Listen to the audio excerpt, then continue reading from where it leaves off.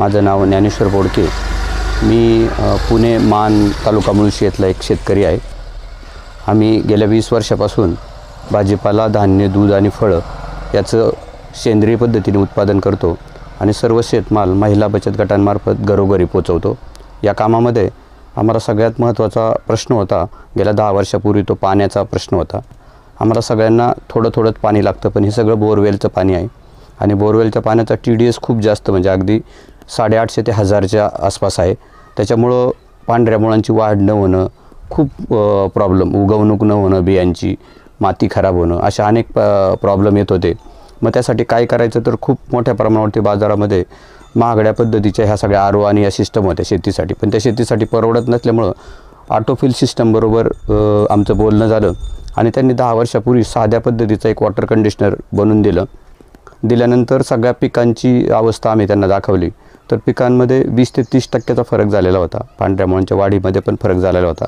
त्यासोबत घरात आम्ही जे पाणी वापरतो बोरवेलचं, त्याच्यामुळे केसही चिकट व्हायची, घराच्या नळालाही अशी बर आलेली होती। पण ते झाल्यानंतर त्याच्यातही अजिबात बर न येणं, नळ पण चकाचक राहणं, केस चिकट न होणं, हे सगळे प्रकार सुरू झाल्यावर आम्ही त्यांना लगेच सांगितलं। त्याच्यानंतर आमचं बघून इथल्या 25-30 शेतकऱ्यांना पण तोच प्रश्न होता, त्यांनाही आम्ही बसवलं।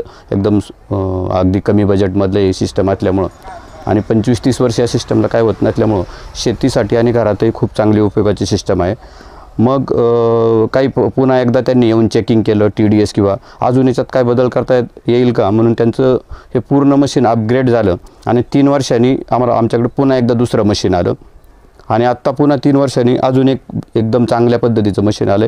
हे मशीनही आता गेले 2-3 वर्ष वापरतो आहे, अतिशय चांगले रिझल्ट आहे। अगदी पांढऱ्या मुळांची वाढ होणं, 3 मजल्याचं फार्मिंग आम्ही आता सुरू केलं आहे, ड्रिपर चोकअप न होणं, अशा बऱ्याचशा समस्यावरती अगदी साध्या पद्धतीने हे मशीन अतिशय सुंदर काम करतं आणि आता आमचं बघून नाही म्हटलं तरी 2500 शेतकरी आम्ही पूर्ण महाराष्ट्रामध्ये हे सगळं वापरतो आहे।